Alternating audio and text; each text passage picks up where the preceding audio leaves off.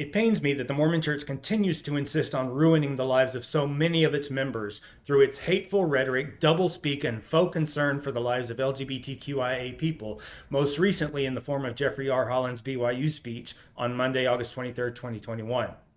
First, I want to address his musket metaphor. In a time when we continue to see mass shootings at schools and in communities, and in a time that is highly polarized politically, it is reckless to use such imagery. Extremists will hear this rhetoric as a literal call to violence against LGBTQIA individuals and allies.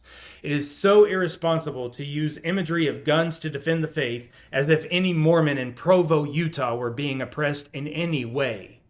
You have blood on your hands, and you're going to continue to take friendly fire as long as you insist on denying an individual's humanity and identity. You're worried that friendly fire is wounding students and parents of students? You mean we're not letting them hide their intolerance behind your religion? You want to learn war no more in regards to the LGBTQIA? That war will not end until you give up your harmful, hateful rhetoric and change your archaic, draconian doctrines. Second, throughout his speech, Holland denied the dignity and humanity of LGBTQIA individuals. He wants us to avoid language, symbols, and situations that are divisive.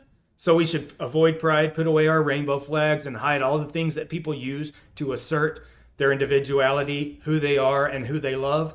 Your idea of ending divisiveness is by everyone conforming to your narrow-minded view of binary genders and strictly heterosexual orientations. By rejecting people for who they are, you create the divisiveness. You say people are confused about what flag waving and parade holding means. It's easy. We're standing up for their human and civil rights, their rights to exist and to be present in any space without being oppressed or molested or assaulted for who they are and who they love. This ain't the 1950s anymore. We have better science. For the trillionth time, gender expression and sexual identity are not choices. You said unironically, too often the world has been unkind, in some instances crushingly cruel to these our brothers and sisters. Oh, you mean like excommunicating the two married men a couple months ago?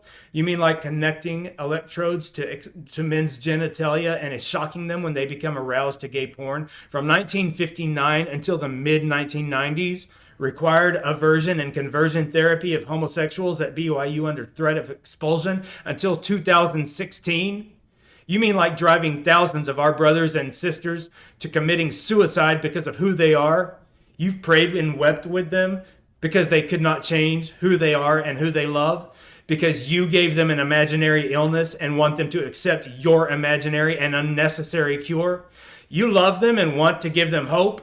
Love and hope is not given by trying to make them change who they are. It is given through acceptance for who they are as they are. You keep saying this is a complex topic, but it's not. Some people are heterosexual. Some people are not. Some people are cisgendered. Some are not. It's simple. Accept them for who they are and let them live their lives the way they see fit and love whoever they love. You call for empathy and understanding for everyone and want to find solutions to divisiveness, but when you say everyone, you only mean the older generations and those bigots who stand with you by silencing the LGBTQIA community and their allies. You cannot show empathy and understanding for everyone while continuing to deny people their identities. Any solution that does not include acceptance for people's identity is a non-starter. Finally, something that isn't getting nearly enough attention from Holland's speech. If at a future time that mission means foregoing some professional affiliations and certifications, then so be it. There may come a day when the price we are asked to pay for such association is simply too high, too inconsistent with who we are. No one wants it to come to that, least of all me. But if it does, we will pursue our own destiny. A destiny that is not a matter of chance, but largely a matter of choice. A destiny not a thing to be waited for, but a thing to be envisioned and achieved. Make no mistake, Holland here is telling LGBTQIA people and their allies that the church will never accept or approve of that community. They'd rather lose accreditation than to acquiesce and allow queer folk into full fellowship in the church. They won't leave the destiny of BYU or the church to chance. They are making the choice to continue to be hateful bigots.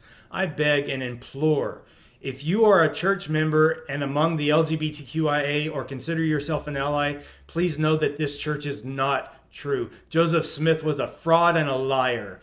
The church of which you are a member does not hold any key to your eternal welfare. It is just looking to protect its corporate financial interests. Leave that organization. Free yourself from the bondage and hateful bigotry of Mormonism.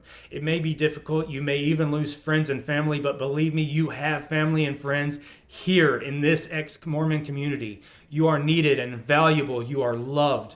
We accept and affirm your identity. Too many lives have been lost prematurely because of this church that was founded on lies that have gone way too far. Spare me your faux tears and talk of your scar tissue, Holland. You are not a victim, you are the abuser. And your doublespeak in this speech is so transparent, disgusting, and disgraceful.